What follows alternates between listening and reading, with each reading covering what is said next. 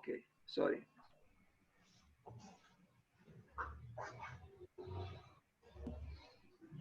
So you probably see the PowerPoint presentation, and I will start from the very first one, the first page. Okay, Svere Fehn. Personally, I think he was a greater architect than Peter Zumthor. For some reason, I compare him with Peter Zumthor because they do have something in common. But I think Svere Fehn is the better one. Now, of course, he also has the advantage that he died. So, you know, if you are, you know, alive, you can expose yourself. God, I cannot get rid of this maddening thing. Okay. Okay, Svere Fehn. Today is his birthday. He was born on August 14th. And just like Peter Zumthor, but in a less spectacular way, he, you know, there are a few pictures of him drawing by himself and kind of self-absorbed and melancholy. He probably had an introverted nature. He was a serious man, and you can tell from his face. I think his architecture is just like the way he looks. A little bit distant, inquisitive, intelligent, lucid, but also with some longing for something else. Maybe with that kind of longing that Henry Gibson had in The Master Builder and in Brand too. I think in Norway, the landscape is extremely important. It is extremely important everywhere, but their landscape is itself, you know, extreme because of the mountains that simply arise from the water and the glaciers.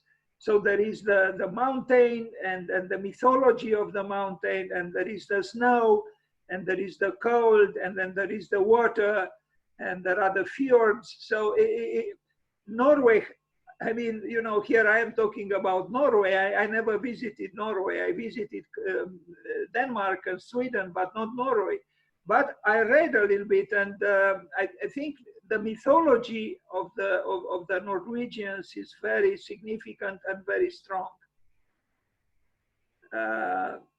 Okay, some drawings. His drawings are the opposite of heavy metal. You know, this is probably a sketch for the pavilion of Norway at the Venice Biennial, which he built and is still there. So if you visit the Venice Biennial and you visit the Nordic countries, you know, exhibition, you will see the building by Svere Fehn. And he had a lyrical state of mind, but he was also very, you know, well, not based on this drawing, but I think he also had a way of expressing with a certain degree of clarity his intentions in his buildings. This drawing reminds me a little bit of the drawings, the master drawings of Tom Main from Morphosis. I think Wolf Prix was right. In terms of writing, the master was Erik Owen Moss, but in terms of drawings, the master is Tom Main. And I think he's right. Tom Main draws beautifully. A little bit like this, you know, very, very lyrically evoking an atmosphere. So these are drawings by Svere Fehn. And you can tell he was, you know, I mean, this is not an architectural drawing, but it evokes maybe something of his inner world. seems to be some kind of mysterious, ghostly animal there in the sky, maybe some kind of malevolent god, and then and a hab maybe in the boat. I don't know. Anyway, this is something I thought about many times, and here he is, Svere Fehn, drawing it for me. You see a human being with his head downwards, and the building may be Villa Capra by Palladio at the top, pointing upwards with its roof. And I think, and this is a subject that almost obsesses me, that after Renaissance, after Copernicus, there was the big modern inversion. It was not any longer the sun moving around the earth, but the earth moving around the sun. And indeed, we can be these days exactly like this little human being in the drawing, in the sketch by Svere Fehn, with our head downwards and not upwards. In order to be continuously upwards, you have, when you stand up, you have to be on a flat earth and living under the sky. But this drawing by Svere Fehn, I think, is very interesting. What do you think he wanted to say with this drawing? You know, that maybe, I'm just speculating now, maybe the destiny of man is inevitable. We know what we are moving towards. Through architecture, as architects, we have a chance to compensate a deficient destiny in this way. So the building is pointing upwards while we are pointing downwards through our own posturing in the universe. Interesting architect. And he was a thinker, no doubt, and a very, very careful craftsman. Especially his fragmented windows, as they have been called, are magnificent, and we'll arrive at them. But first, the first work he built was the Norwegian pavilion at the Brussels World's Fair in Belgium. I only have, I think, 2 pictures. It's actually not so, well, it is different from the one in Venice, but you can still, well, especially if you know that it was done by Svere Fehn, you would say, yeah, I can see both buildings are done by Svere Fehn. So this is the pavilion in Brussels, or Bruxelles, by Svere Fehn from 1958. And from 1962, just 3 years later, he built a Nordic pavilion at the Venice Biennial, which is still the same, is unchanged today. And I'm sure those of you who just a second, if you are so kind to turn off the microphone. Thank you.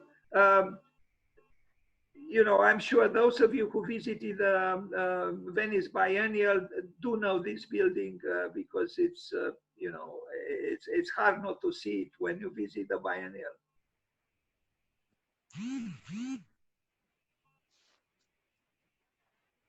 So this is almost 60 years old building, but it shows the tension between man and nature through these 2 particular situations where the tree outside, he creates this, you know, staged drama between the tree and the way the building accommodates it, and then he has 3 trees inside the gallery. Here they are, and I think they are splendid. They are like, almost like sculptures, you know. And but here also you see, I think, his duality, you know, the tension between the work of man, meaning the building, and the work of nature, meaning the trees.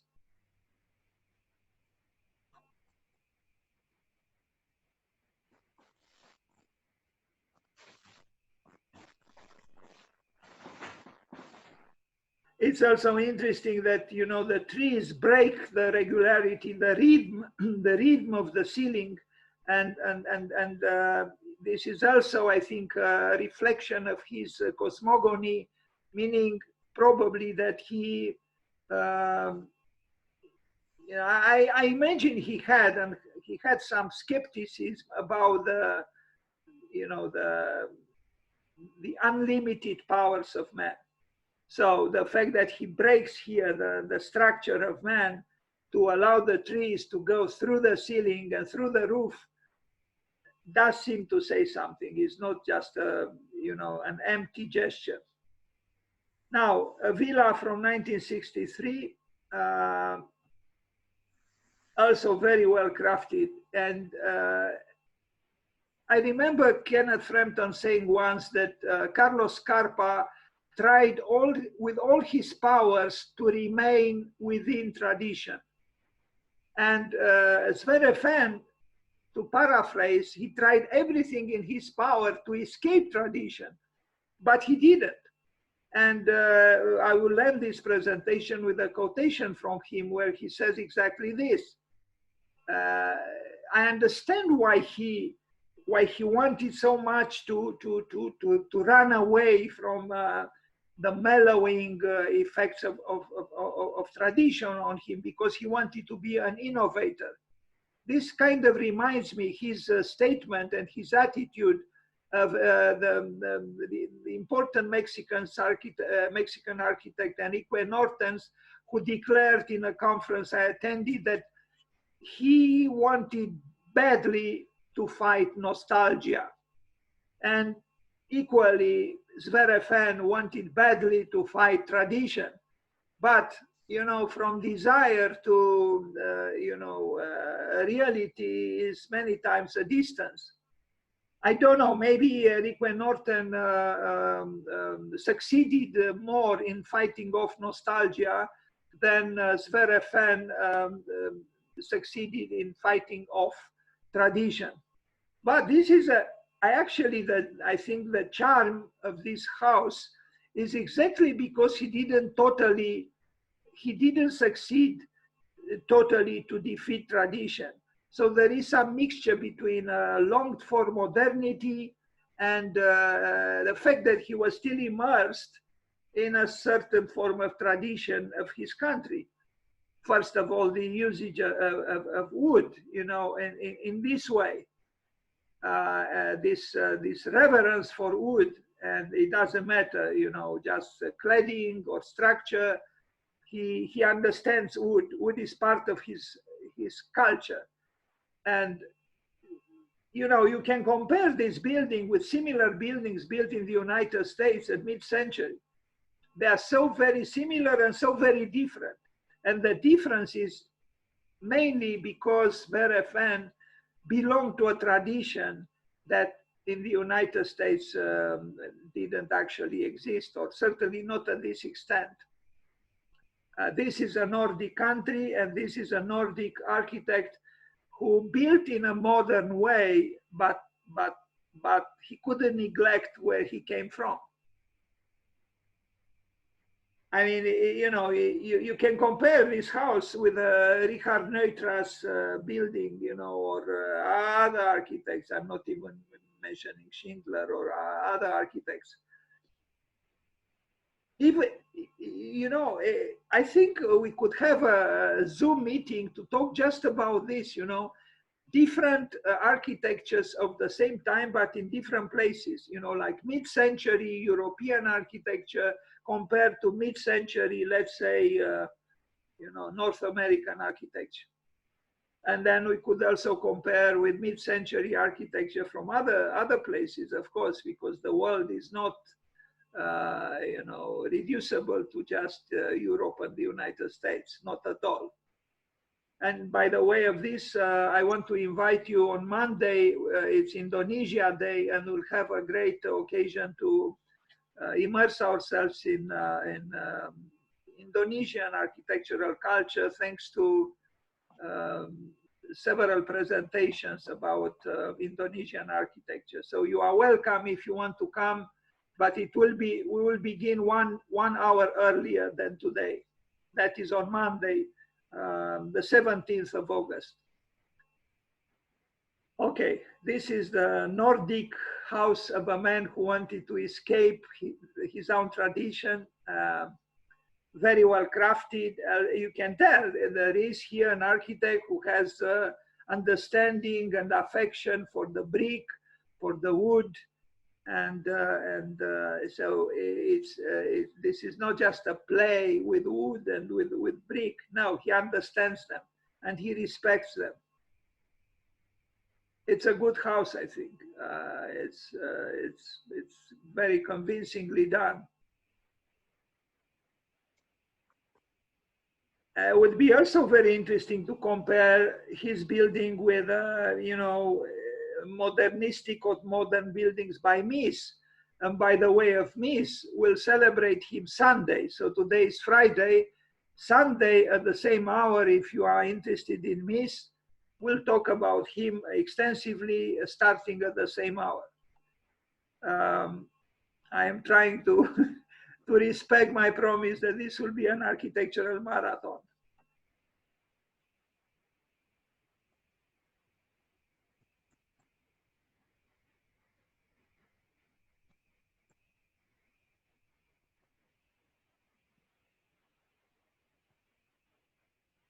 In this building, as in the next one, you are going to see also another very interesting villa or house.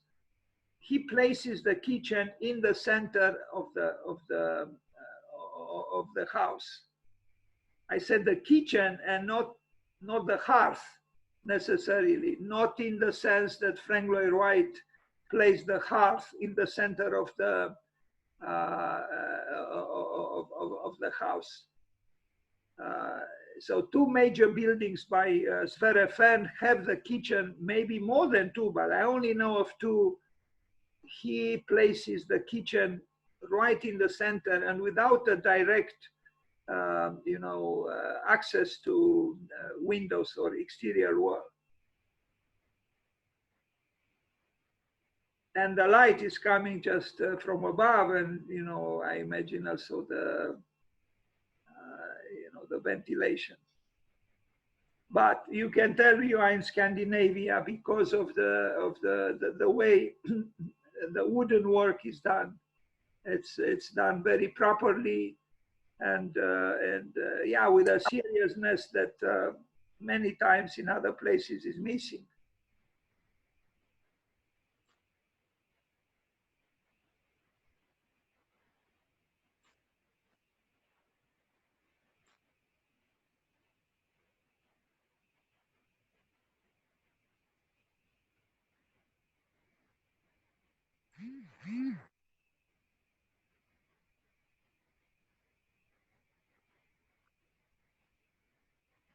Okay, now another villa, this one from Sweden, and this one is also it has the kitchen also in a similar positioning like in the previous building. This one though is, you would expect it to be very rigid because the plan, look at the plan, it's a cross. And you would say this is an artificial configuration, rigid, and so on. But if you see images from the house, and you are going to see them, it's almost as if this was not the plan of the house, and that's because of what happens here in the corners. In the corners, there is magic. He's able. For some reason, I'm thinking of Louis Kahn, because, I mean, first of all, this plan somehow reminds me of the Trenton bathroom that in New Jersey that Louis Kahn built. There is, of course, there is a courtyard, but there are also four elements, four squares around the central courtyard that is also square. But the way Svere Fehn handles these corners is very is both simple and complex, and you are going to understand when you are going to see the pictures of it. A very interesting house. It's a play with opaque walls, and with strong geometries. But because he fragments the corners and he even fragments the windows, something magical happens. And it's an excellent house. I mean, we are dealing here with a major architect. You know, almost anyone using this plan would have done a house that was, you know, static and rigid. And yet, you saw the building. This is not a rigid, static building. Well, it's true also the landscape helps, but it's not just the landscape.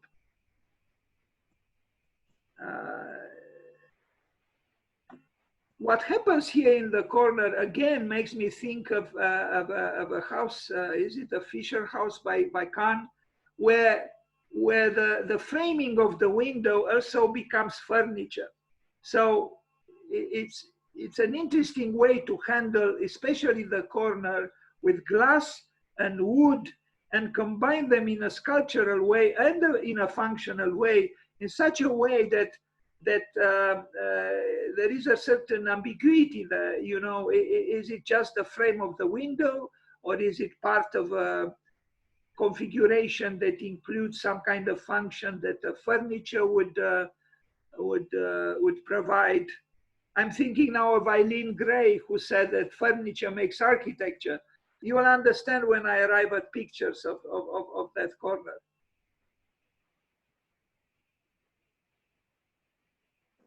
It's not easy at all, as you probably know, to build so rigorously and at the same time to have that l'esprit de finesse of which Boileau talked about. So you balance the spirit of geometry with the spirit of, I don't know how to translate from French, fineness, the subtlety. You see, this is the corner I'm talking about. Almost any architect, if that architect decided to use glass, would have had just one piece of glass there, or maybe two, but not four. I mean, there is a door there, and then surprisingly, and you'll also see a picture from the inside, you know, what made him divide or fragment the window in 3 parts on just one wall, so actually in 6 parts. And you see the child is attracted by that very corner. You know, the child probably instinctively, you know, has an intuition of great architecture, because I think it's great architecture there. This is another, I'm a little bit confused, but when I searched for pictures of the house, I came across this, maybe it's part of the estate. This one, you will also see, it's a stage, kind of a stage for another building he built similar to this one. Very interesting structures. We'll arrive there. So you see, I think it is the Fisher house by Kahn, who also uses fragmentations of the windows that in Kahn's work, they are a little more voluminous. There is also a bench, but the idea is kind of the same, to sabotage, to problematize the corner. And this is what Svere Fehn does. You know, it's not any longer a corner there. Now, Frank Lloyd Wright did it differently at, you know, Falling Water and other buildings. The corner is always a problem in architecture, and the chance to innovate. But the way Svere Fehn does it here is, I only saw something somehow similar in Kahn. And again, you know, the plan is, you know, you could almost say, you know, this is either the Trenton bathroom by, with the differences, yes, of Louis Kahn, or even to an extent, very, very differently, Villa Rotonda or Villa Capra by Palladio. You have 4 squares. In the case of Villa Capra, you have 4 stairs, honoring the 4 cardinal points. Here you don't have stairs, but you have 4 different functions of the house. So it seems rigid, but it's not rigid at all. Uh, yeah, and you can tell even from the drawing that this corner for him was an event, an architectural event. It's very simple, it's very reticent. He's a reticent architect, but he's also a courageous architect.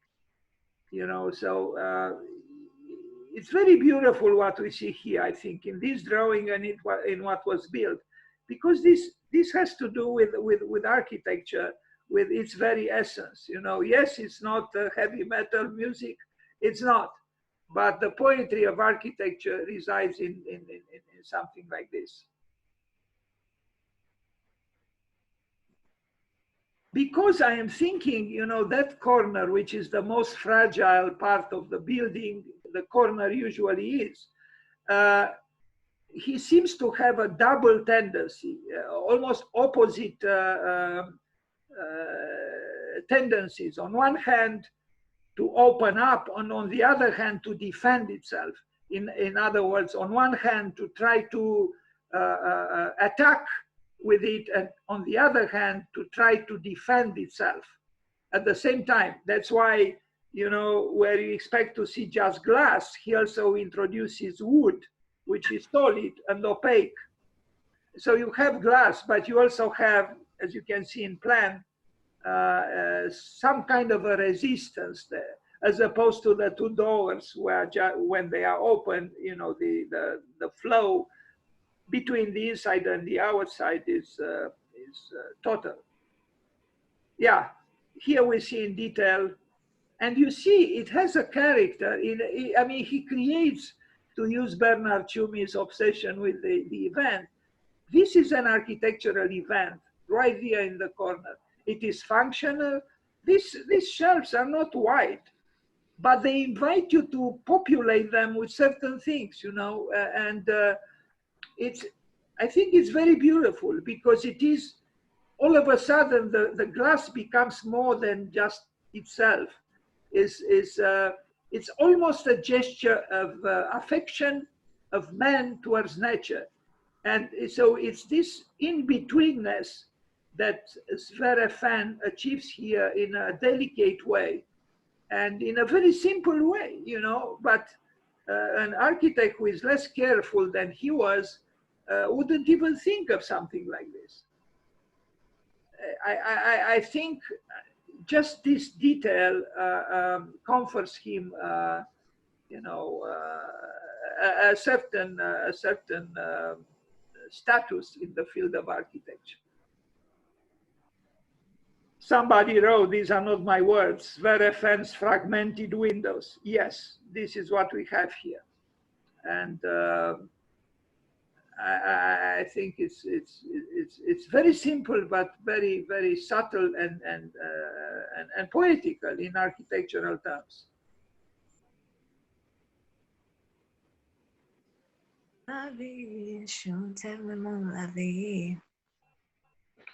If you are so kind to turn off the microphone, otherwise I'll be forced to mute it myself. I don't want to be tyrannical, but I struggle with many technical issues, so thank you. Very interesting, this corner, and we can talk about it, and we can be inspired by it.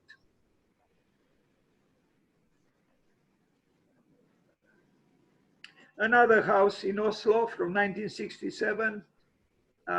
This one was a little bit difficult for me to comprehend, and I'm still not sure I totally comprehend it because it is a taller house because of the landscape and you know, it's anyway, you'll see it. But you see again the way he handles the corners at the bottom. You know, he is obviously very concerned about certain corners of his houses.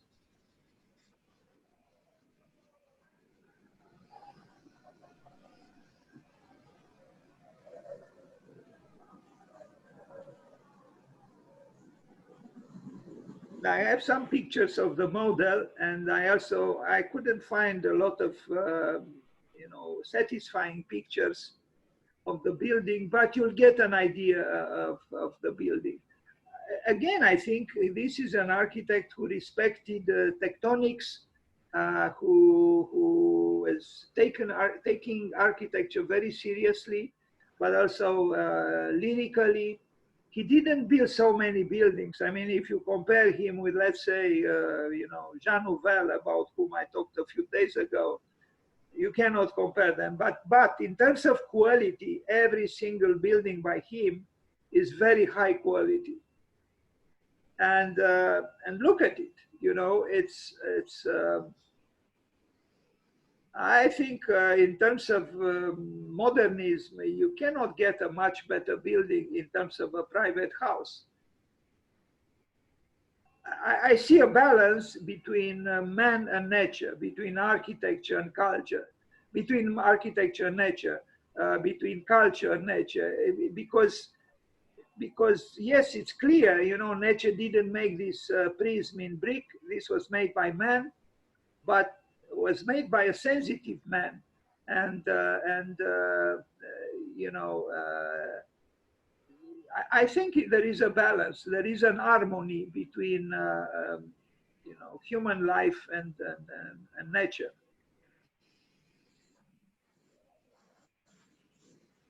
He's not a rhetorical architect. He's not a flamboyant architect. He's very, he's very measured. Of course, I seem to contradict myself in a way, because I try to evoke Norwegian culture with heavy metal music at the beginning, and I talk about the brand by Henrik Ibsen, and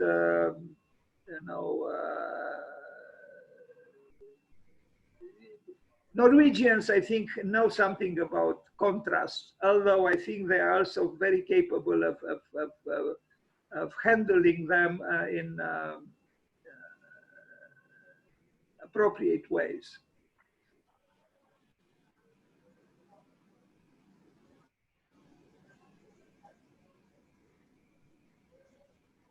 Yeah, I wish I had a few more pictures of this house, but I'm sure if you are interested, you can find on the web. You will be luckier than I was when I prepared this today. Now, a museum, an excellent museum. This is one of his best works, perhaps something is the best. And he worked at it, look at it, it's 12 years. It was in the making. This is I think it's a masterpiece, if I am to use a less reticent word, because he does a lot with, again, with kind of simple means. Not so much, I mean, certain aspects are more dramatic or more sculptural, like the charpente, or this actually audacious bridge that penetrates the building, and you'll see it starts from the inside. But there is drama here. I mean, here he is a sculptor and a dramatist. Here he is Henrik Ibsen himself. And I like this very much, it's eroticism as well, because I think any great artwork is erotical. It has to be, because it has to be alive. And this is, of course, done in abstract terms, and it is supposed to be abstract.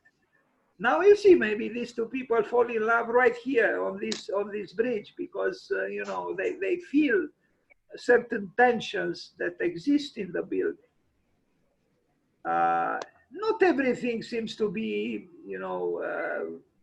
really unique. Like, I don't know. I mean, what is going on here?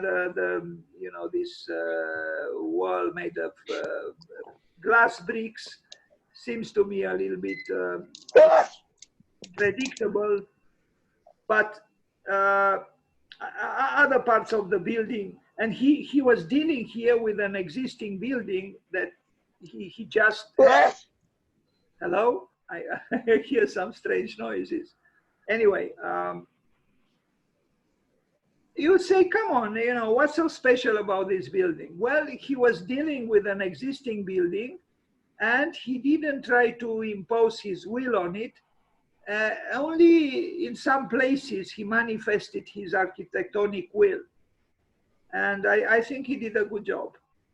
And yes, some of the artifacts that are displayed within the building are themselves glorious in their modesty, but also in their audacity. Norwegians do know something about wood and the traditional architecture. There are great wooden churches, as you probably know, in Norway. Uh, so we are in the north, we are in Scandinavia. Look at how he, you know, creates these windows a little bit like Sigurd Leverens with a different kind of glass, but you know, it's very effective because he introduces some kind of surrealism into a building that otherwise is, you know, very so-called real. So you have surrealism and realism, and you have reflections. And here he goes the opposite way. No more sophisticated or complex framing of the window, but no frame at all.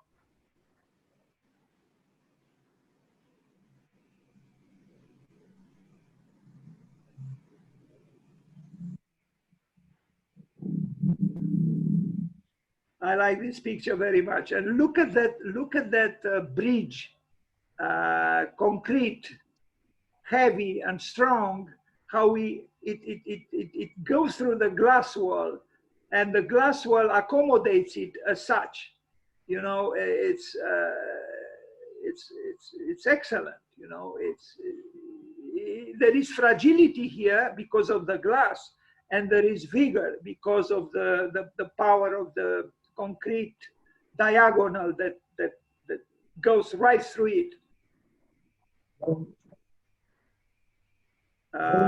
This is just a detail, but even the artifacts are displayed in a designed and, you know, kind of a complex way. So the way the items that are displayed in the museum, the way they are displayed is also architectural in a way, or anyway, it was designed specifically for this museum. On the other hand, you know, you look at this building, if you don't look carefully, you say, well, you know, just an old building, you know, what's so special?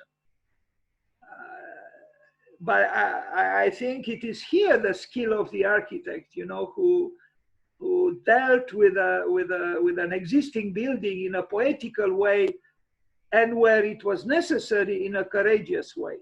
And I'll show you what I'm talking about here. I don't know. Sometimes these stairs, all concrete, maybe they are a little bit predictable, but what can you do?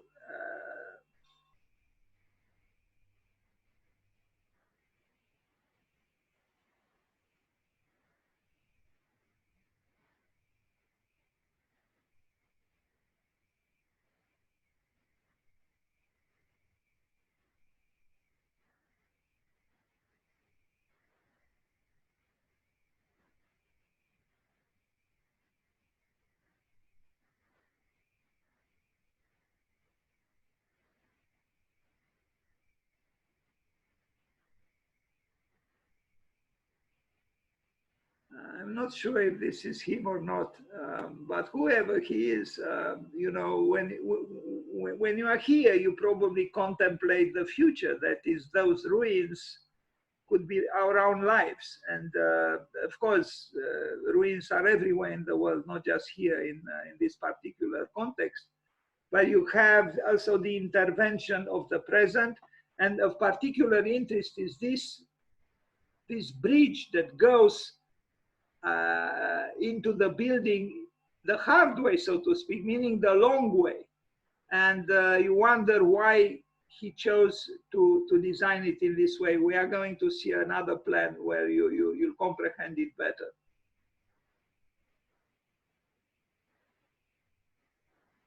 You see it in the plan. It's right this. Now, why, you know, most architects would have maybe they made a ramp, you know, attached to the wall or something like this. Why would he do it like this? You begin by facing the empty space, and then you turn right and enter right in the corner, but this time the inner corner of the building. Interesting, you know, architectonic gesture. You see it here better.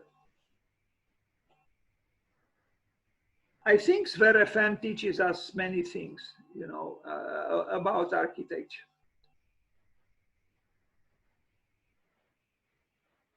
Silently, that is without words, just by contemplating his work.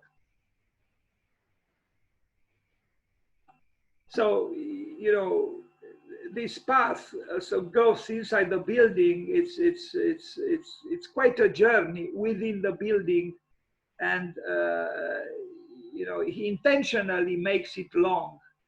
I said this before, and it makes me smile that the great Portuguese poet Fernando Pessoa, I read that he was working in an office and in Lisbon, and he liked a young woman there, and he was timid, and he would go with her, you know, would accompany her home. So he once drew the longest way to her home, going through Lisbon. Why? Because he wanted to spend with her as much time as possible. You would say that somehow this is something similar here, you know. Why would he do this, you know, to arrive here? Because the simplistic functionalist would say, come on, you know, this was not necessary. You just put a few steps here, or at the most a ramp, short, you don't eat up the money of the client for this way. But this is essential to this building. It is part of its identity, of its poetry, and maybe there are even some logical, so-called logical reasons for doing it. I don't know. I'll let you decide. But it's a brilliant, I think it's a brilliant work. And even graphically, I look at these plans, if I had them printed, I would put them on the wall right now. Excusing myself that instead of talking with you, I would attach them to the wall in a minute or two. Another Villa Basque. Also here he's handling a complex situation with some existing structures and maybe some history, maybe of some medieval character, I don't know. This one has a little bit of a risk of being too literally, you know. Here I see why he was so desperate to move away from tradition, because this tower here is a little bit too placid, I think, too literally as it always was. And so the level of invention perhaps there is not quite sufficient there. Otherwise, you look at the plan and also other parts of the building, he's an innovator. It's quite a large house. I mean, but very interesting too.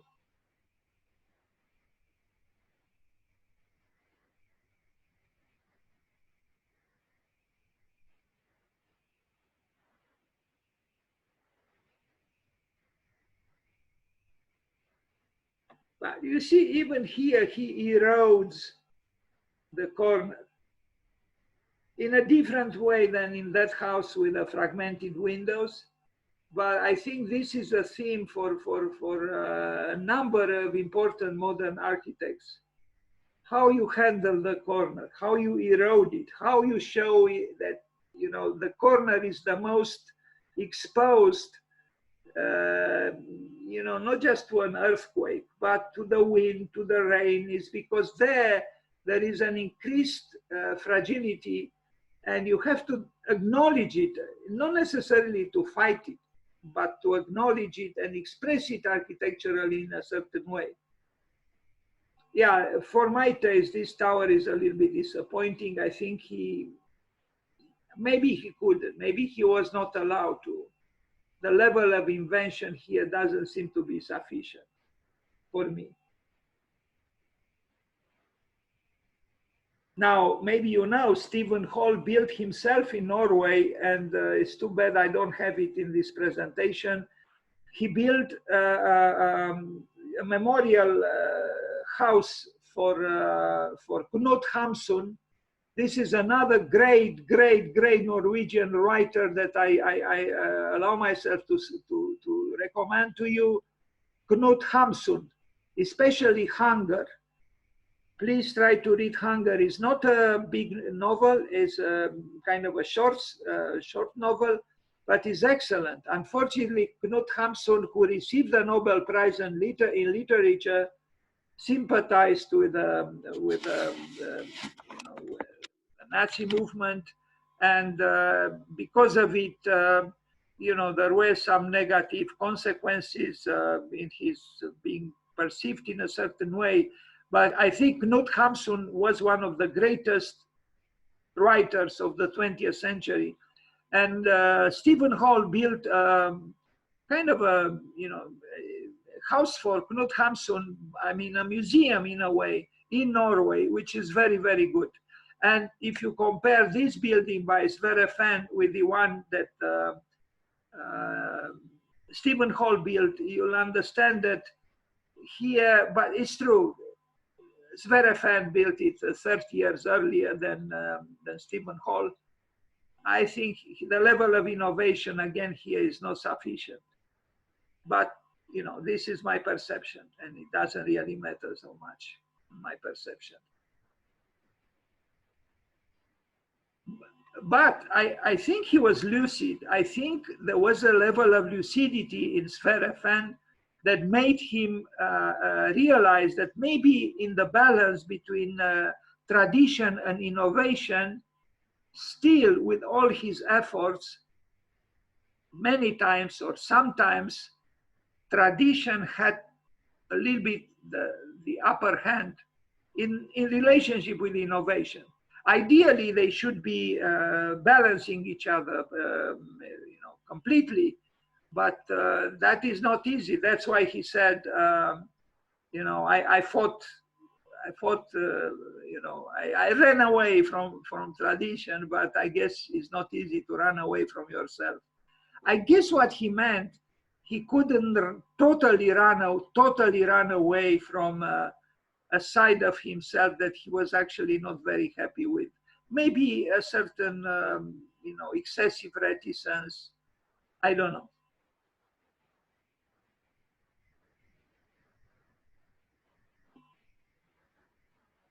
But what Svere Fehn does teach us is that architecture is a serious matter. And this doesn't mean that you cannot be playful. I think playfulness is being part of being creative, but it's also a serious matter because you have to handle many issues. This is a book published about him, Svere Fehn, The Pattern of Thoughts, and I do see thoughts in his buildings more than in other people's works. Now you have another museum here, the Norwegian Glacier Museum from 1991 to 2002. Of course, today we see more spectacular buildings, and we'll see more spectacular buildings in the presentation about Snohetta, not much later from now. But, being spectacular, it doesn't always mean that it's better.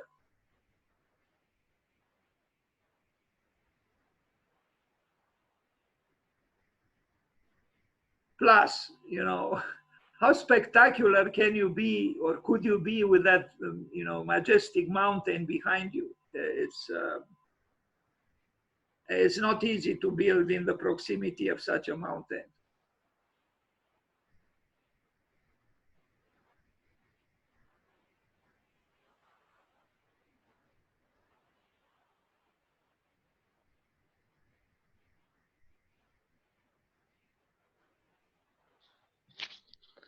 How do you see his earlier works versus this one? I mean, the House of the Nordic Nations in the Venice Biennale. This is like an absolute.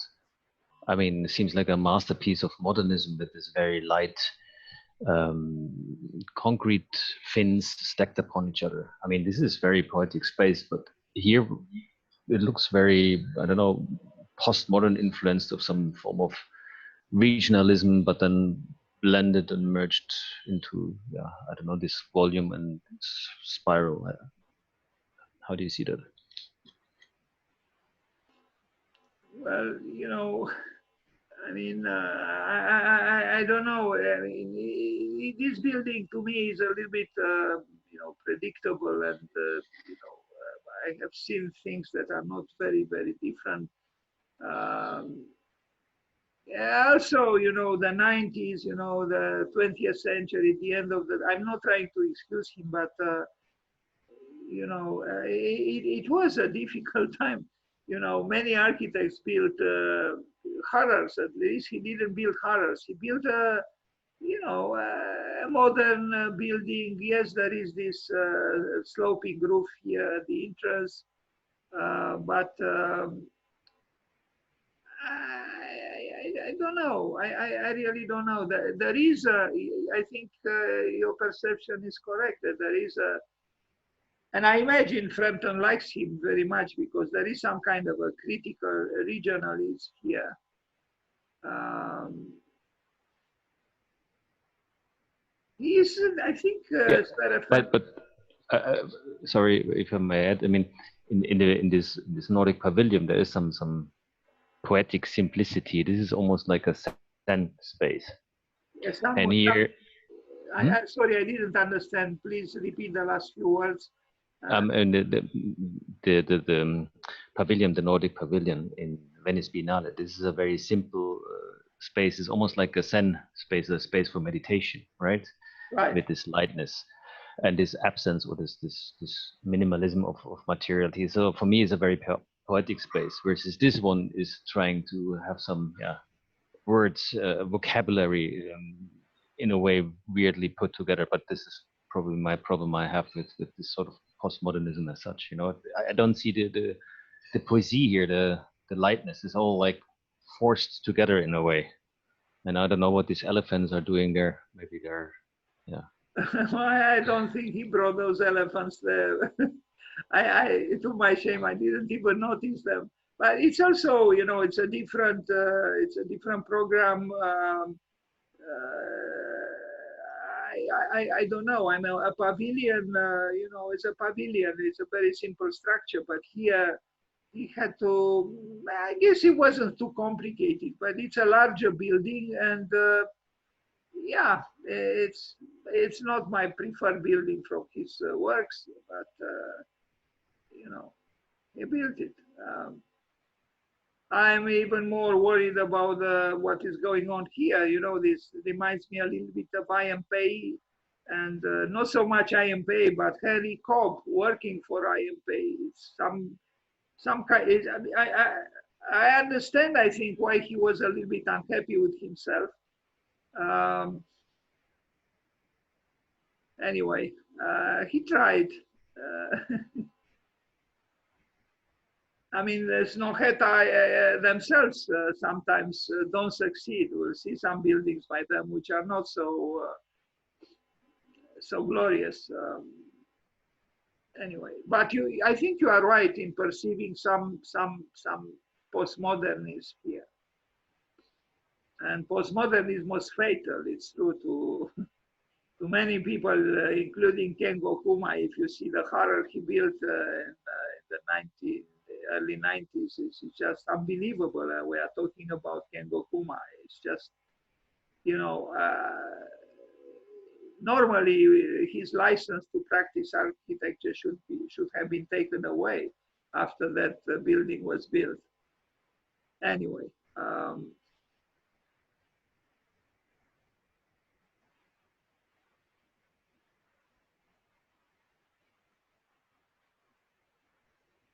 James Stirling also. James Stirling was a great modern master. Well, when after he met Michael Wilford and started to build in a postmodern way, he became more and more unacceptable. The museum in Stuttgart is still kind of a good work, but still very affected by postmodernism. For some reason, I was thinking of that museum now, looking at this picture. But here, I'm not trying to excuse Fehn, but I also think he might have been also affected or by the presence of these mountains. At least it doesn't have this green, or what was it, pink handrails like in Stuttgart. Okay, now another building from 1993, 1996. You can see he likes long, narrow buildings.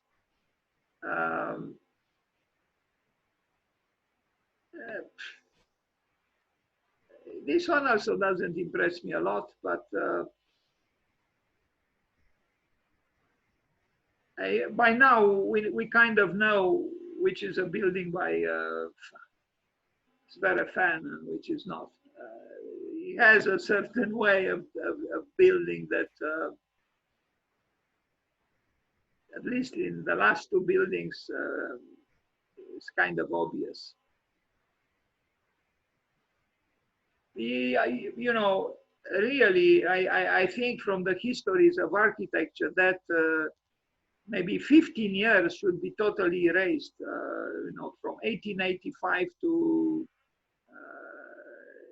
1999, 14 years or so, or from 1882 when the first biennial in Venice happened and postmodernism stepped in until later the second, well, after 1995 or so. Deconstructivism came upon the scene in 1992 or 1993. So there were 10 years then that were fatal to architecture. So whoever built at that time, was condemned to tragedy. In his case, it's not a tragedy, but the tragedy might be that he didn't do an exceptional work. But other people were like totally destroyed by postmodernism. It's sufficient for me to just think of Michael Graves, who was totally ruined by it. Here, at least, there are some here and there interesting things. Not everything is great, but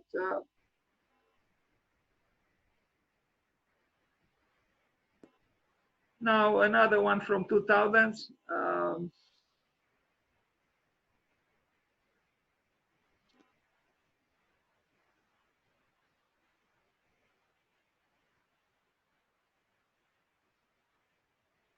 Well, modernism has problems, I mean, we admire modernism, but modernism also has problems. And some of these problems are difficult and were difficult to avoid. What do you do when you try to hang on to modernism when modernism kind of exhausted itself?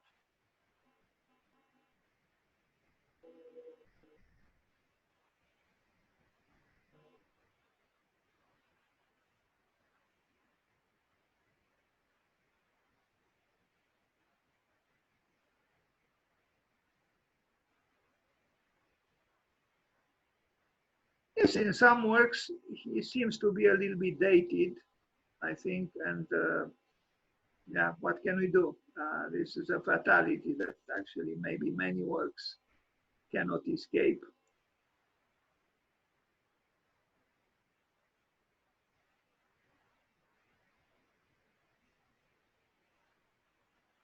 But this is the stage. It's called stage. Maybe it is a stage. Maybe something happens here. I don't know, concerts or talks. This structure is kind of interesting, and it's in the proximity of this museum.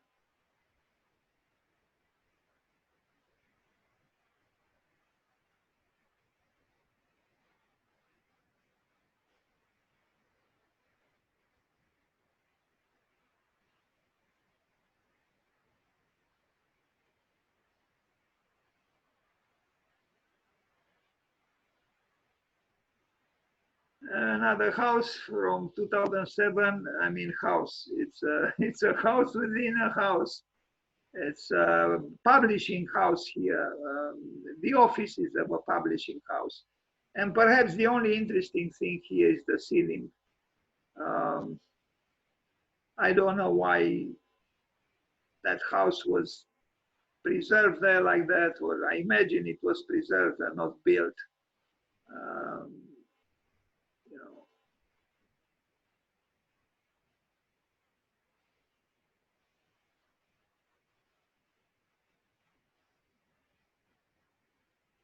Yeah, the ceiling with the skylights seems to be the interesting part, but there isn't much else. And now the National Museum of Art, Architecture and Design, I think this is the last work that I show from 2003, 2008.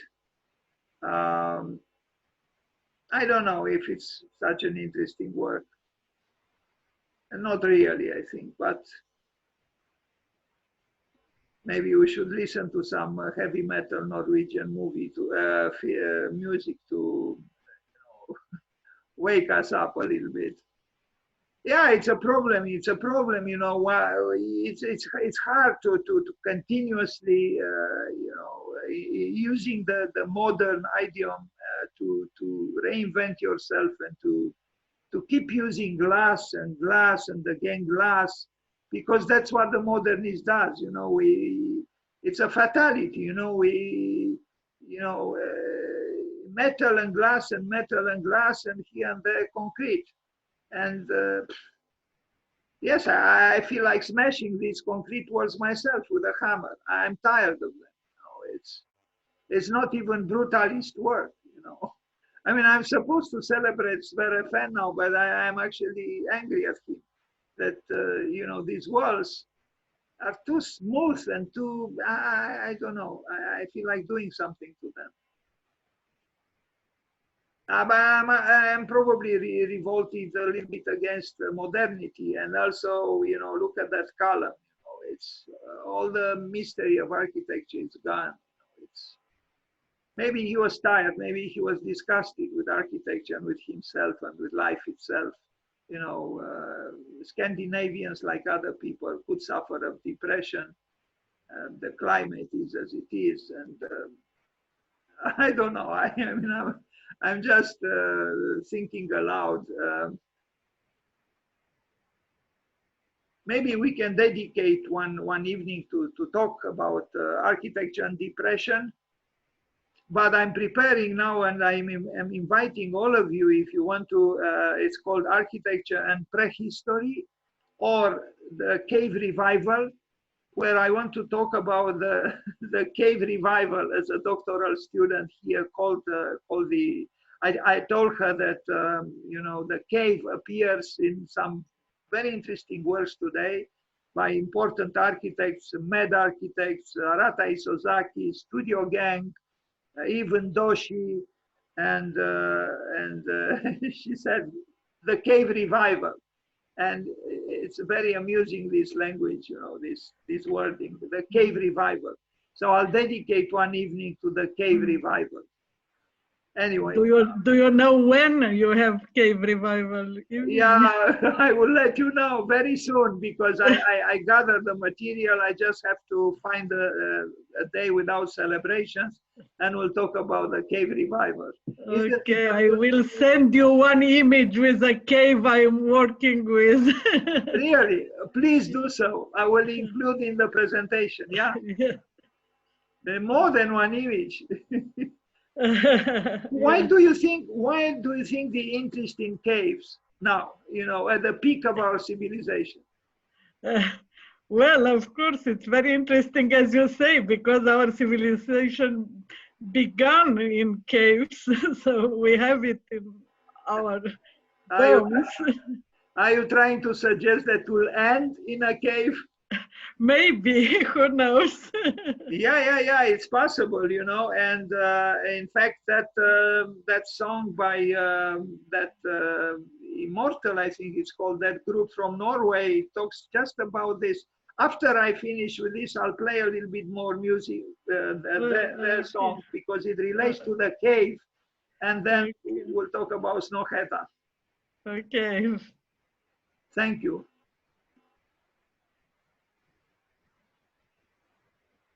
I'm really tired of this glass. You know, here he doesn't fragment it any longer, and it's gone. The magic is gone. It's of course this is a public building, but this is the last image of this presentation on Svere Fehn, and I really wish him happy birthday.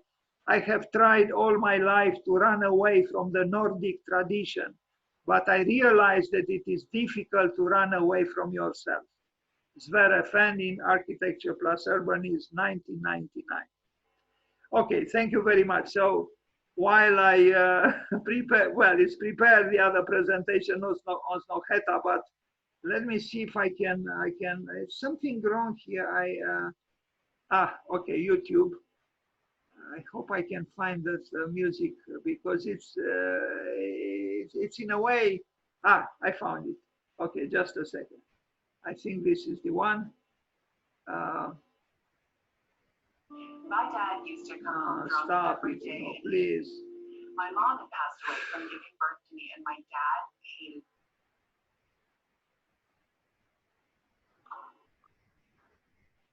hated. Enough with this.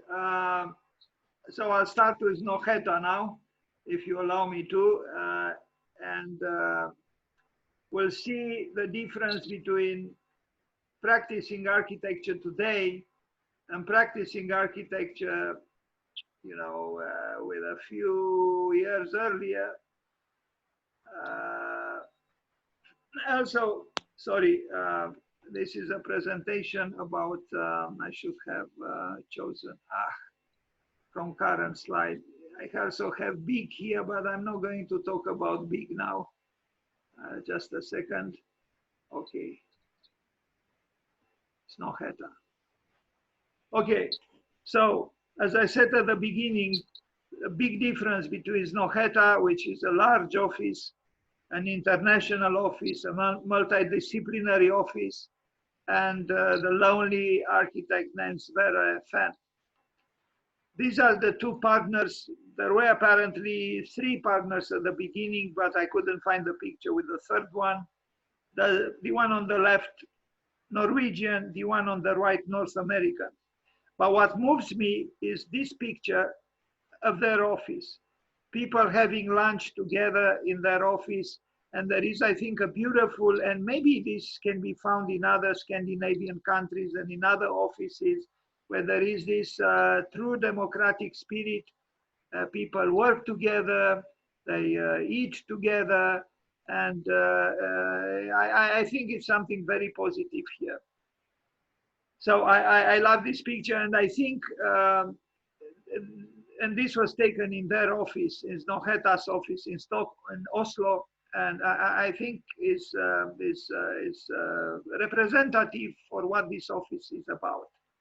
So Snohetta practices a self-defined transdisciplinary process in which different professionals, from architects to visual artists, philosophers to sociologists, exchange roles in order to explore different perspectives without the prejudice of convention. I'll start with the Library of Alexandria in Egypt, which was the first large commission. They won the competition and they built it. It's not a bad work, and you know, it made them famous. And then, you know, the limit was the sky. You know, to rebuild the Library of Alexandria in Alexandria was, you know, not a small task. But I think they did it well, and the result was that from then on they kept growing. Of course, nothing grows ad infinitum, but they were able to you know, defend themselves as one of the major architectural firms in the world today.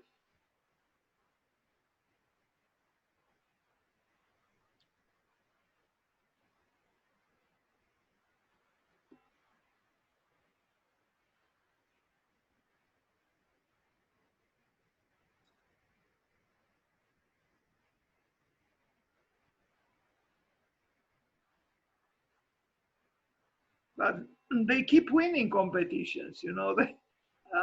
As opposed to Jean Nouvel, who claimed that he is the one who lost the most number of competitions ever.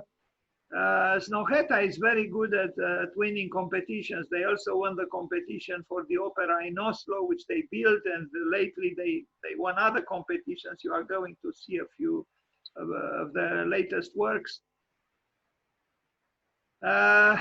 You know, some people just know how to negotiate between themselves and society and the time they live in.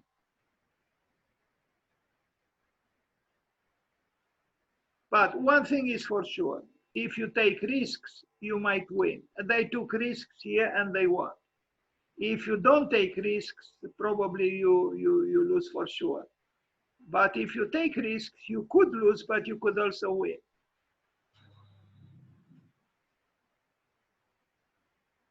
I remember what Renzo Piano said about winning, you know, the competition for Centre Georges Pompidou in Paris. He said, he declared, we were absolutely sure we were not going to win, me and Richard Rogers.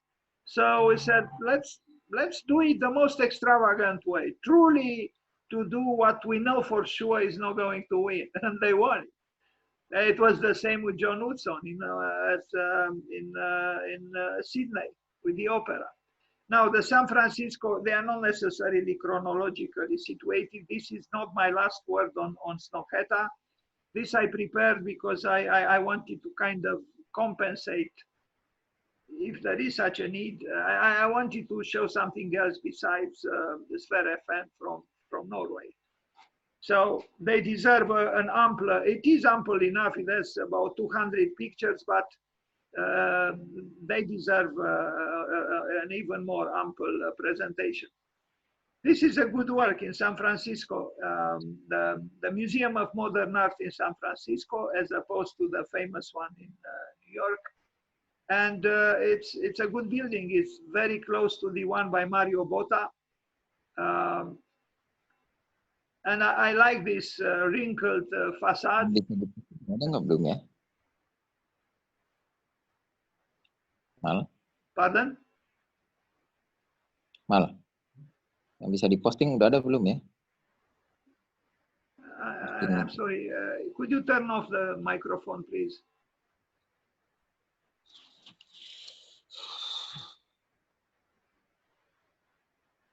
I mean, you know, if you compare their building with the other buildings around it, you see that, you know, the tectonics of their building are superior. Of course, it's not an office tower, but this is by Mario Botta, and their building is just on the other side.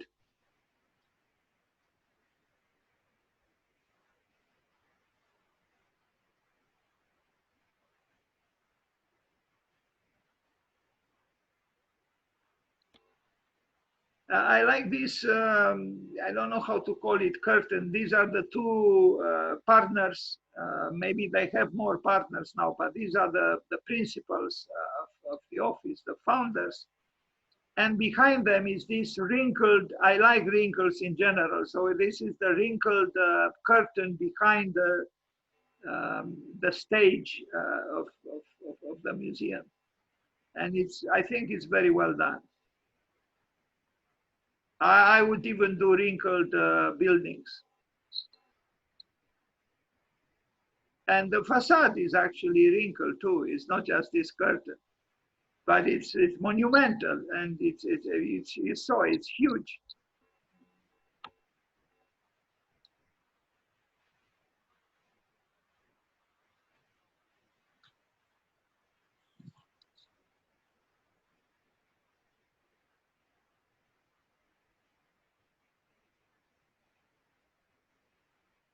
Here they are, the founders of the firm.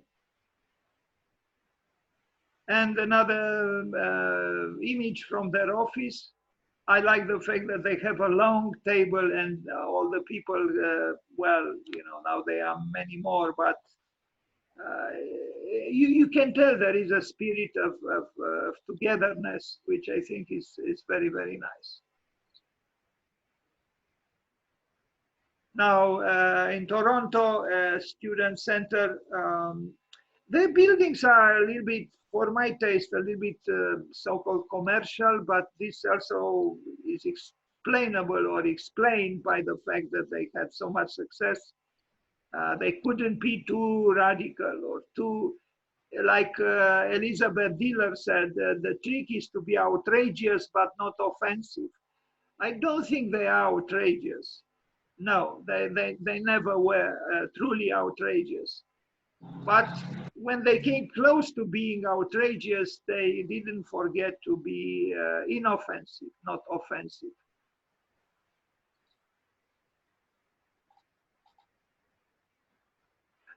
Of course, if we compare their architecture, even Snohetta's architecture with heavy metal music that we listened just minutes ago, we see that architecture cannot allow itself levels too high of exuberance, because it does have limits. It doesn't matter how much Wolf Prix thinks that the future of architecture will be non-gravitational. I don't think we will ever defeat gravitation, and certainly we will not defeat gravitation by returning to the cave. Another, I think, quality of their work is that they do not reject ornament. And you can see here, you know, that wrinkled curtain was ornamental in essence. This also, the facade of the building is ornamental.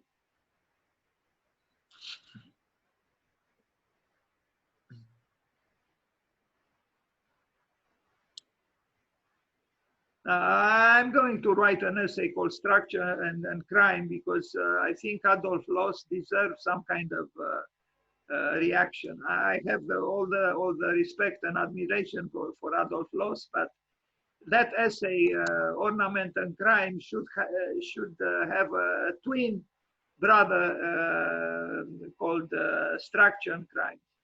Because I think if structure is unchallenged in its supremacy and is not balanced by some kind of ornamentation, then it becomes dogmatic and crushing sensitivity, which is necessary. Okay, now they have you'll see another building by them in the same way, a restaurant which actually goes under the water. I also feel tempted to think that the partners, the founders, have a pessimistic side, because why would they build a building like this? They are not deconstructivists. Snohetta is not a deconstructivist practice, but they do have this paradigm of a building that is, you know, pointing downwards and entering the earth, and you cannot evaluate such a architectural gesture as being, you know, excessively optimistic now. Of course, you could find reasonings, you know, and justifications in the functional realm for doing this, but no, this is not. It's not by accident that it was done in this way. I think they have a certain pessimism themselves, despite the official, you know, happiness and all the rest, based on, you know, significant success, if we can call it so.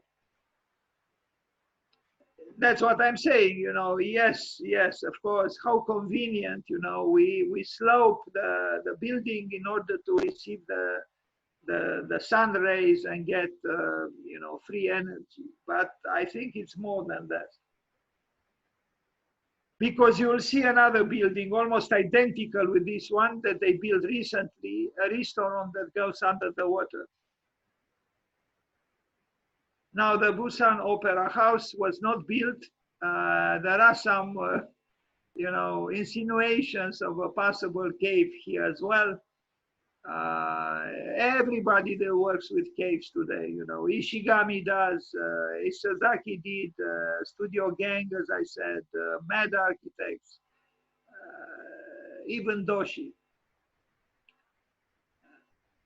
Anyway, here we also see I can identify certain trends, aesthetical trends. You know, here you see a little bit some connections with the BMW headquarters by Voltrix in Germany, and with the Lincoln Center a little bit by Elizabeth Diller and Scofidio, the problematization of the corner, but otherwise it's very different, this building. There are, you know, in a way it's a mainstream architecture. That's what it is. And that's why it's successful. That's why they win competitions and they build. Now this is a tiny green roofed cabin. They also build such small things, which in a way make you think, you know, a little bit of, well, not as Svere Fehn built in this way, but the solitary cabin, you know, the solitary architect. This was not a solitary office or architect, was a big office that built it. But the culture of the mountains and the solitary man in the mountains, you know, and or a small group of people in the mountains, we are in Norway after all. And we'll see another cabin, you know, maybe here the one who is solitary is the horse. Or maybe this is for Brand. Please try to read Brand by Henrik Ibsen. It's a great, great play. By a truly great playwright. Or playwriter, I forgot how it's correct. Norwegian Wild Reindeer Center Pavilion. This one has that very interesting wall that is carved in that way, you know, and you know, the newest technologies help them to rigorously build it in this way. It's modernism, but it's also the carving of modernism into something else within. The work with wood is very different from the work with wood, kind of at a similar scale by Svere Fehn. But this one, although it is a small building, it's a public building, it's not a private building.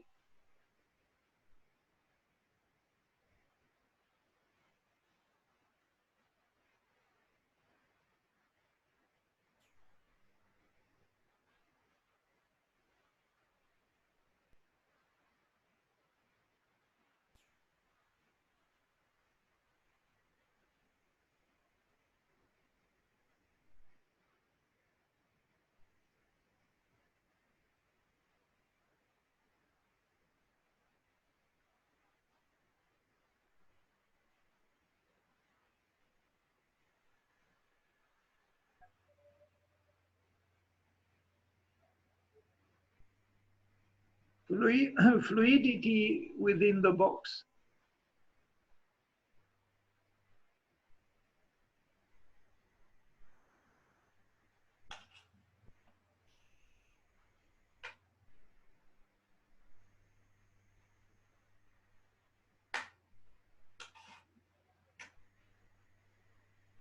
The Oslo Opera House. This competition I wanted to enter myself, and I was in New York at that time, and I did the project, if I can call it project. There were 6 large boards, and I worked alone and under the pressure of time, and I did 6 large pastel drawings. I didn't send it, but I can tell you what I did. I plunged the whole building under the water. They won the competition. This was the most expensive competition I ever saw. In order to register for the competition, you had to pay $700 just to register. I still don't believe I read correctly the program. Anyway, so they asked for the Oslo Opera House. The program has to be built on water. And because you know, to arrive at the foundations, it required a deep, you know, going into the water in order to arrive at the soil. So I said, you know, why not put the whole building under the water, so you see no building at all? to be like the first underwater opera. That was my idea. And this was many years ago, maybe 20 years ago, around that time, about 20 years ago. I didn't send my drawings, but I can show them to you another time. I didn't send them because I didn't have the money. I didn't have the money for the registration, and I didn't have the money to spend to other hundreds of dollars to send by Federal Express to Oslo from New York, because the postal office wouldn't take them because the sum of the dimensions of the boards was more than the postal office accepted. So anyway, but this is their building. Their building was built, to me, is okay. It's an okay building. It was built on the water, just as the program required. It's not radical. You know, it functions. It has the diagonals, which bring in some dynamism, and it has these sloping surfaces on which you know, people can lay and you know, get suntan, and you know. But I think there is a but. In essence, I don't think it's such a great building. And I'm not saying it because of envy. No, not at all. I didn't participate in the competition, but it's fine. It's a decent building, but I don't think it's more than that. And I would say this is true about many of their works. They are good. They are correct in a way, and that's about it. But some of them are more interesting than others. This was a major, of course, intervention in Oslo.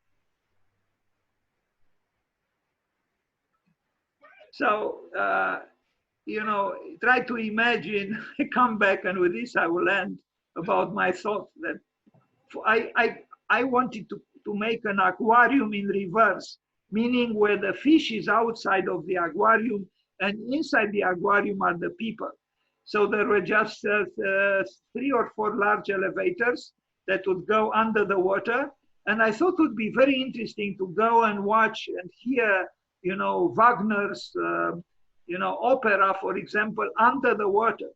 And anyway, but what is very interesting is that they actually started to build under the water after this building. And you'll see one of their buildings like that. It is as if this invitation to build a new opera in Oslo was the springboard for advancing into the idea of going under the water.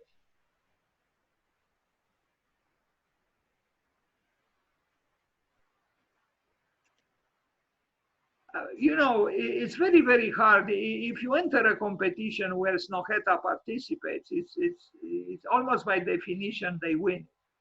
And because they kind of know what is expected, they are a little bit different, but not too different.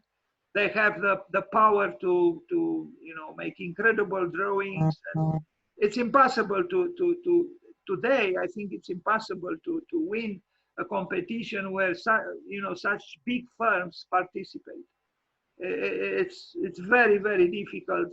Maya Lin succeeded with a Vietnam memorial, and there was a, you know, a stroke of genius then, you know, that here she was a second-year Yale student who was also from Asia, winning the competition for the Vietnam memorial. It was brilliant. And if you know her project, is the simplest, you know, something you do in half an hour, maybe, or an hour. And she won in competition with 1,000 so architects and offices worldwide. So I guess it's possible even today, instead of doing, you know, a very elaborate, you know, project with, you know, using computers and everything else, to just explode with pastels on paper, as I did. I have to show you those drawings. I regret I don't have them here on this presentation, but,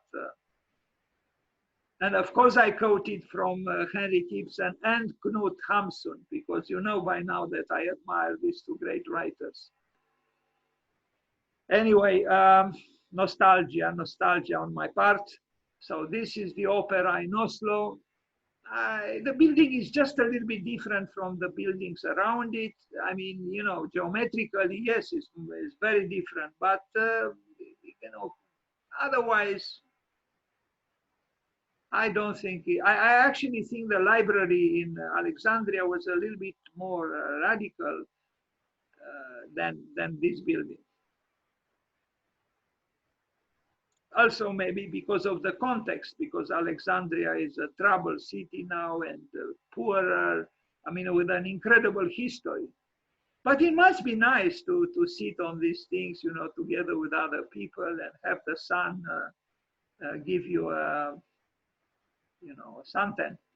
Now, the troubled city of Beirut, they proposed a tower. I don't know if it was built. I'll just show you two images. There is a little bit of gimmick here where you climb with the elevation, with the facade on the roof, you know. But I'm sure, you know, if it was built or if it will be built, it will be an acceptable, maybe more than an acceptable contribution to the skyline of Beirut. But of course, Beirut needs now other things than besides towers by Snohetta. Now, this is an interesting project by them, and it might be that they do not build it, but the ones who are going to build it in a very similar way, and this bothers me, are mad architects in China who propose from Shanghai something very similar. And I wonder, you know, they started the construction, but I didn't see pictures of it being finished. And it amazes me that MED proposed something very similar in Shanghai. These big stones, you know, if we can call them stones. Yeah, MED architects proposed something very similar for Shanghai. And they proposed it after Snohetta did this project. Here is a fragment of the building at full scale, you know.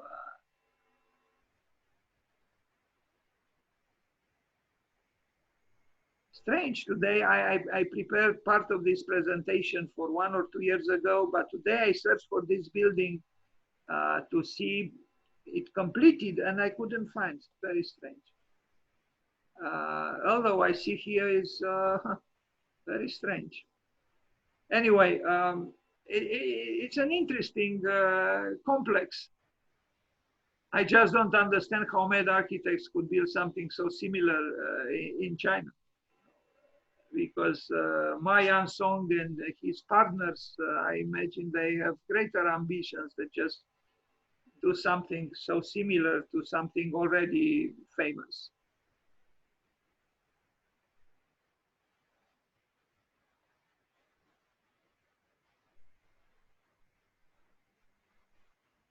This is one of the more radical works, I would say.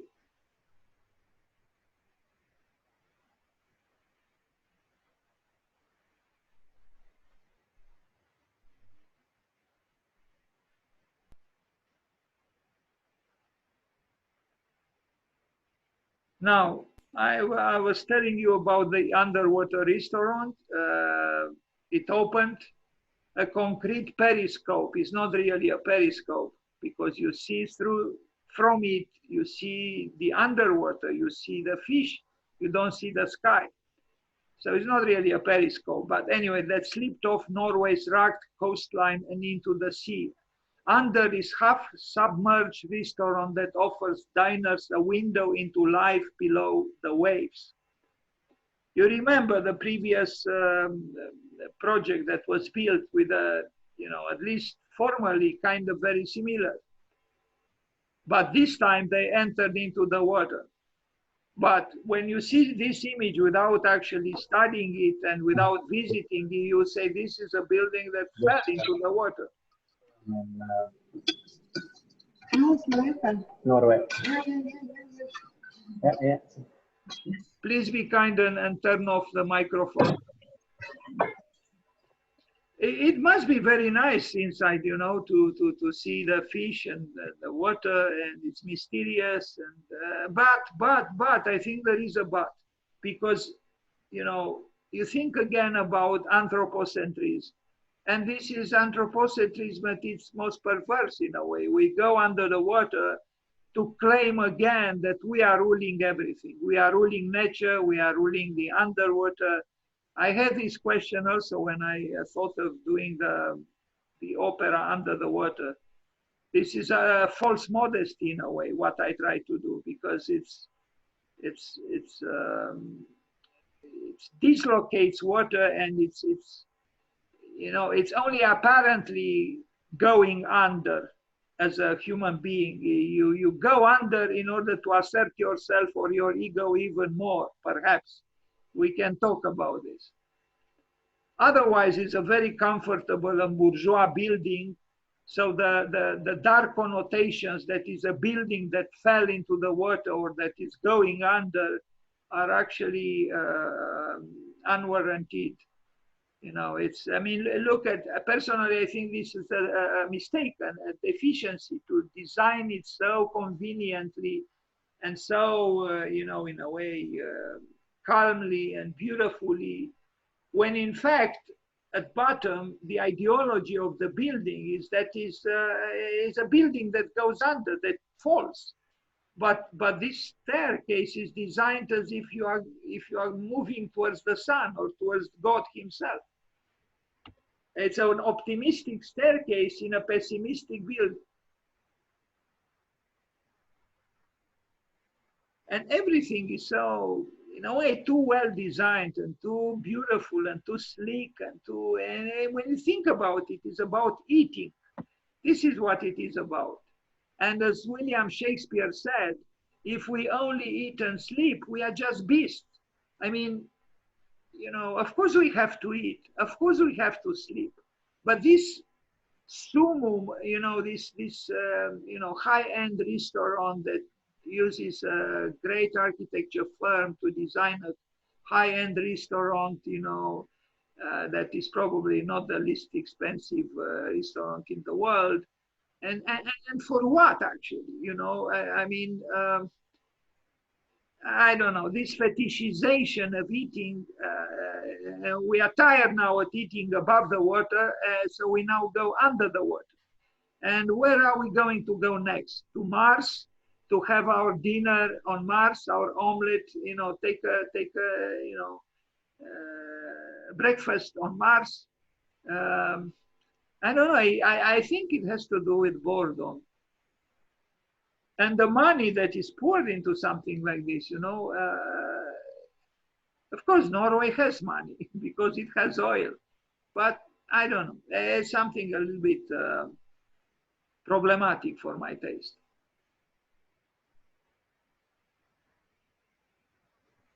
So yes, the cave is returning. There is a cave revival, but there is also, and in a way, this is connected with the cave revival. You know, it's some kind of a, you know, going under at all levels.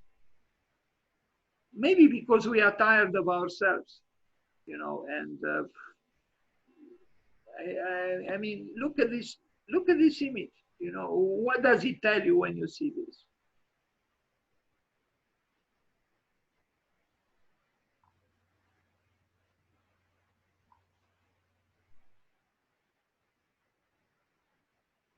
In essence, we are having fun, right? Even with disaster, we are having fun. The fun mentality I find very problematic. I'm becoming a moralist now, sorry. The Ark, a visitor center for Arctic preservation storage. In this place, Snohetta has designed a visitor center for Arctic preservation storage called the Ark, referencing its location in the Arctic and its function as an archive for world memory.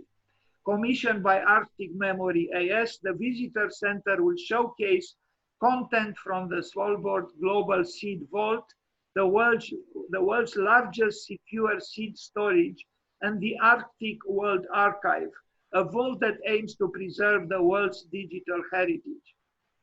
Um, Again, I mean, you could see it in a positive and optimistic light, and you could see it in a negative and pessimistic light. First of all, why do we need such an archive or such a storage?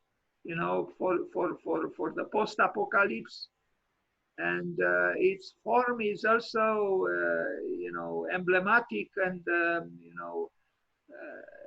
even bothering a little bit. I prefer the seeds pavilion by Heatherwick in Shanghai. Here is plus the aesthetics of it, the volume of it, the its image is it makes you think of a bomb, no? And why would we need this archive? Preserve the world's digital heritage and all the seeds of the world. And I don't know. It is whitish, but somehow I see something. Actually, I should intervene here briefly because the important bit about this building is not the digital archive. I don't care about that. But the seed vault is actually very, very important. And the scientists chose this location for its environmental stability so that they can preserve the genome of all of these seeds for generations to come. And in fact, the seed vault has already been useful for taking crops that died out in particular areas and re-establishing those crops by taking seeds from the seed vault. So it has a very a genuine function, the seed vault. As far as the architecture of this bomb put on top, I'm not so sure, but the location and the seed vault is important. Thank you very much for saying this. I have nothing against preserving the seeds of the world. I think that's a very good idea. What bothers me again is the way the building looks like. It could have been I don't know. And actually, I thought there are two. I know there is one. This is the only one in the world, or there is another one? Because I thought there was. I think this is the only one in a cold climate that's been chosen for its stability. Yeah, again, what bothers me is the architectural expression, not the function. The function, I think, is a positive one. But this being said, I still think that what would make one want to, I mean, it is as if we have some kind of a premonition, or maybe it's my own melancholia or pessimism. But why would we want to have a vault, a storage for all the seeds of the world, as if the world will come to an end?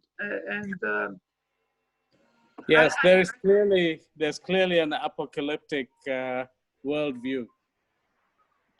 There is, no? I agree.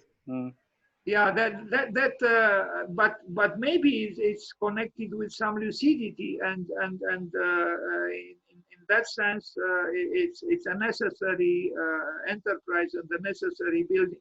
But it does make me feel a little bit uneasy, because it's almost I'm thinking of bunkers being built in the Second World War, by those who provoked the wars, and it is as if there is a premonition of a possible disaster at one point. If it does happen, and I hope it doesn't, it's good to have such a so-called archive. It's good, but I didn't know that there was about a digital archive. I thought it was just about the seeds. Yes, me too. That's also a surprise to me. Yeah. Anyway.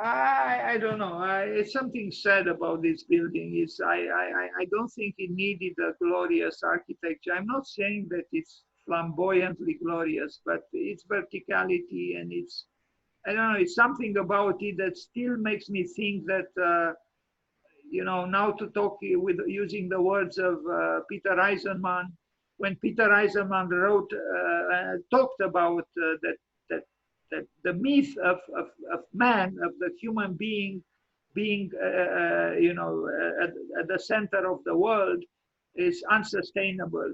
And I agree with Peter Eisenman. That's why I have difficulties to agree with the form, the architectural expression of this building, because while it is solitary and kind of, at the edge of the world, but its architectural expression is seems to say, I am still up and I will still assert myself, and because it's vertical, maybe this archive could have been a little more modest and anyway. I'm just thinking aloud. Maybe I'm not saying quite the right things, or I don't express myself very well. Now, I think you have a good point there. It's a kind of, yes, whatever happens, humanity will prevail type of attitude. right. And, I wish I could have that optimism, but anyway, let's hope humanity will prevail, but I don't think we will prevail if we do not consider everything around ourselves, Right. including the spiders that bite us. Yes. Okay, so here they won again. I mean, these people win any competition they take part in, and they just won the competition. This was, last year in 2019, the Grand Theatre in China's Xingtai, who I never heard of this city, but China has no problem to create cities overnight. And of course, immediately they build a Grand Theatre, which in renderings is populated by many people, but in reality, less so. Anyway, the building seems to be okay. Of course, they are masters of building grand theaters and grand spaces. They will probably build it because in China, if you win competitions, you have a good chance of actually having the building built. Now, the University of South Australia in Adelaide, which is again okay. I think they are good at using sloping, roofs or slabs for seating, just as they did in Oslo. But here you have also some kind of a little amphitheater outdoors, and you have green also flanking the amphitheater, and the building also has some diagonals and is sculptural. It's fine. And then you have the drama at the entrance. I mean, the drama of the triangle, which is used by other people as well in architecture today. You enter through the corner of the building because there you have the chance to create something more dramatic. This makes me think of the railway station in Rotterdam. Anyway, it's okay. It's a good building. But it doesn't surprise me. It's mainstream architecture. Now, the Calgary Central Library, this might be the last project and building I show by them. Now, it's yes, it's a building by Snohetta. It's using this mask, this decorative, this ornamental mask, and behind it, there are spatial configurations of some interest, and we'll see them. A large building, of course.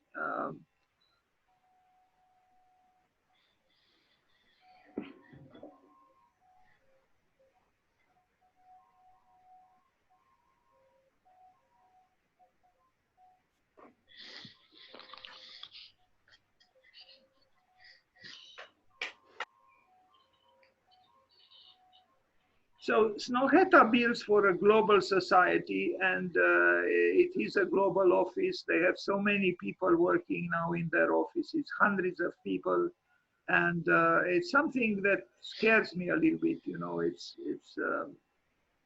besides the fact that everybody smiles in those in the photographs of the employees of their office, there is something that scares me a little bit. This generalized happiness while we make some buildings plunging into the water, or I don't know.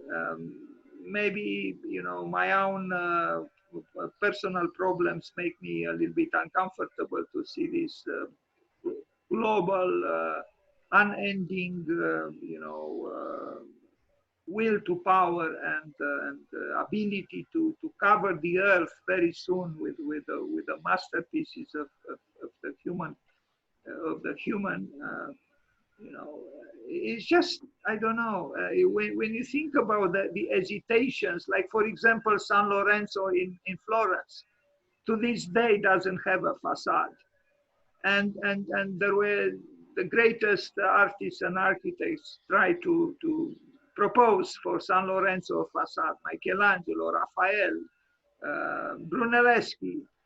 But now, we build buildings in a matter of months, much larger than San Lorenzo, and we have no problem at all to create very quickly, kind of interesting facades and everything. It's like, I don't know, I almost miss Hamlet. I miss his doubting. I miss his hesitations. Everything becomes so, in a way, easy and,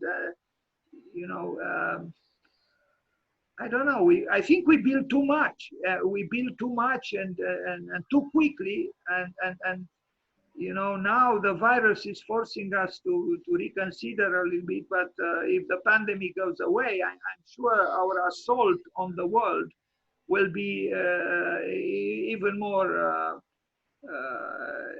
energetic and I don't know, something about it. These are very large buildings that are built, in a matter of, if not a year or two, several months. And it's unbelievable. And this is just one building, and it happens that it's built still by architects who care about architecture. There are so many architects who do not care about architecture.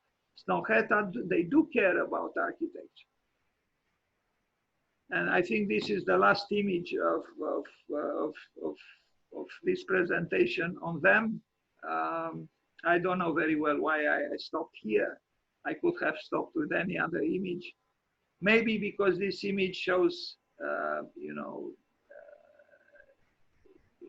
this stage of our paradoxical progress, where on one hand we build such giant libraries and we can do them any form, any shape, any size, and at the same time we flirt with the idea of the cave. And I will end with this question to you: how do we negotiate between the two?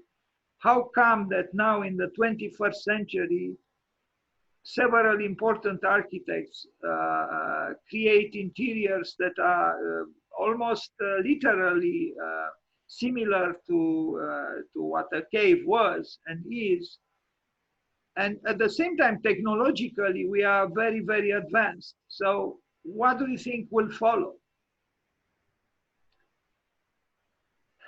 Thank you. I end it.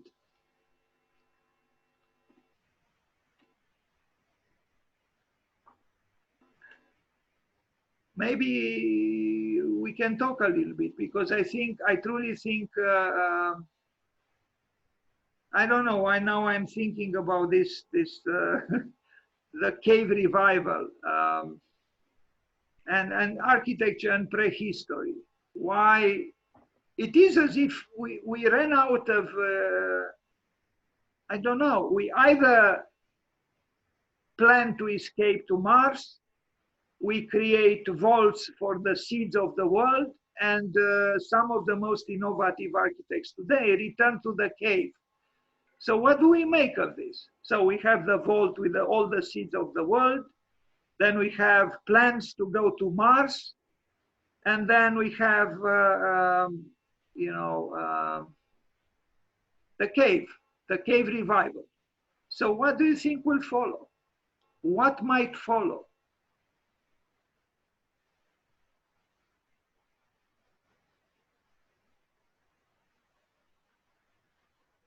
Yeah, it's a very good question. No easy answers. But Mahade, please tell us your opinion, because you are in the United States, you are teaching at Princeton, and you are immersed, I'm sure, in a very, I think, telling discussions with, your colleagues and with the students. What is the perception in the United States? Well, I would say for a start that I have very few discussions with my colleagues because I'm a member of the technical staff and we just come in there, teach our thing and go. But I have a lot of discussion with the students. And really, it's all about your opinion as to whether we are going to be able to continue let's just for simplicity's sake, call it a modern life, which is a life where convenience that we currently have in the West, whether that life is possible within the resources that are available on the planet for everybody that's on the planet, right? So we know that the human population is going to, provided the pandemics don't kill us, is going to get to something like between 9 and 11 billion. At the moment, only 1/3 of humanity has the access to energy and resources to give us a sort of Western, shall we say, standard of life. So if you want to extend that to the whole of humanity and another 2 billion people, what is that going to mean? And I think that there are two opinions on that. One is that we will make it because there's no shortage of environmental energy. If you look at solar and wind and all of that, that is not limited in a way that would prevent our ambitions.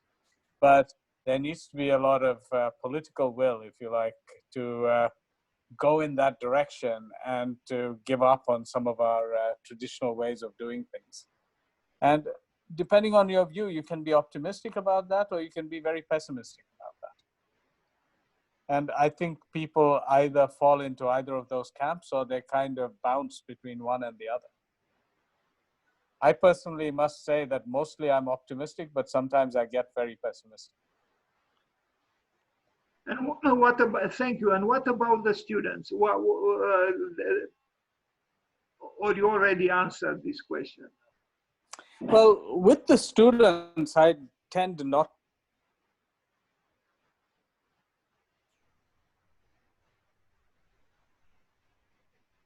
I don't hear you any longer.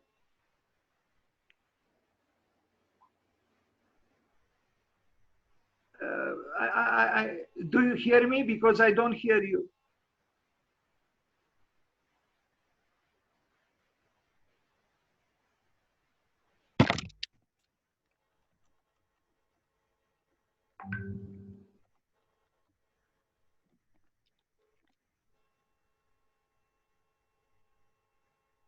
Is based on the fact that the Earth does have enough renewable energy resources and other resources to support 9 or 10 billion people on this planet. But our means of exploiting those resources needs to be done carefully so that we don't destroy the planet in the process of using up those resources. So I can see a technologically possible way of having a good life for all of these people on this planet. The thing that makes me pessimistic is that when I look at the way the leaders and the governments of this world are behaving at the moment, it is not compatible with heading towards that as our future. So the optimism is based on a conviction that technologically and in terms of intellectual capacity, humanity can get there. And the pessimism is based on the lack of progress to date with heading in that direction. Yes, I understand, and I'm tempted to feel the same way. Nature is generous, the earth is generous. We have the capacity, the intellectual, the imaginative capacity to create the conditions of life, not just for an elite, but for everybody. Yeah, exactly. And the sad thing is that although we do have these capacities, and we don't use them because of vanity, because of a quest for power. I've heard now that now this competition for who is the first who has a vaccine against the virus. I just heard today on the radio here that in Europe, they are buying already 200 million millions bottles of vaccine produced by Johnson and Johnson. This just 1 or 2 days after the Russians declared that they have the so-called Sputnik. Why would they call it the Sputnik? I mean, again, it's political ideology. Well, exactly. Yeah, everything is politicized these days. Incredible. In America, the wearing of masks has become politicized. So, if you wear a mask, then in certain political circles, you're considered a traitor almost. It's ridiculous. Yes, it's incredible. I mean, it's more than ridiculous. It's tragic. Yeah, it's tragic too. Yes. People are dying, and yes, this is some kind of a blindness. Yeah. It's like this in the past, and on the whole, humanity has got through it. Of course, with casualties, but nevertheless, we have survived collectively.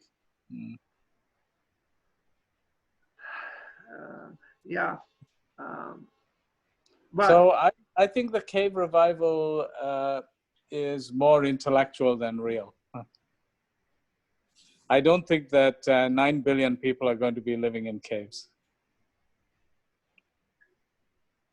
Oh, no, of course not. To be literal about the cave revival. I know, it's so funnily expressed, the cave revival.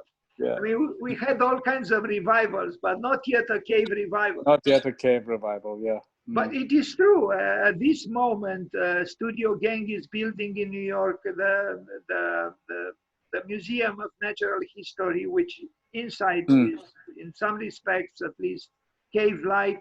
Then Med Architects built cave-like interiors. Ishigami in Japan also builds now a restaurant that is cave-like.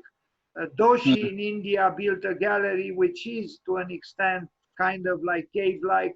Isozaki built also cave-like big cultural center in China. So this does say something. Yeah, it's interesting. And certainly if you hark back to when human beings were living in caves, it was like the Stone Age. So it was a way pre-technological age, not even the Bronze or Iron Age. It was the Stone Age. Yes, yes. Yes, that's why I thought of creating some kind of, a discussion or, gathering an event called Architecture and Prehistory. Because it seems, prehistory is the most avant-garde thing today. And also it's interesting, right? The other aspect of the cave is that in some ways it's pure serendipity, because the cave is a result of natural forces. It does not really require any human intervention to exist. Having said that, there are some cave-like dwellings where people have kind of carved caves into cliffs and so on. So that occurs in many countries. So I suppose that it's possible to make a cave, and people have done that in the past. But typically a cave is something you find. Yes. It's not man-made. No. I think we're in danger of having the discussion that you were planning during this call. So we probably Right. We should stop right now talking about this, and no more cave talk. Right, and prepare for that evening. Evening. I call it evening. In the United States, it's not evening. It's actually lunchtime, or around lunchtime. Maybe you, Mahadev, would like to have your lunch now. I don't know. Anyway, so tomorrow it will be the day of a great Dutch architect, Berlage. He actually died on the 12th of August, but because I celebrated another architect on the 12th of August, I thought of talking about Berlage tomorrow. Then Sunday we'll have a chance to talk about Mies van der Rohe, who was born on the 17th of August, but Sunday it will be the 16th of August.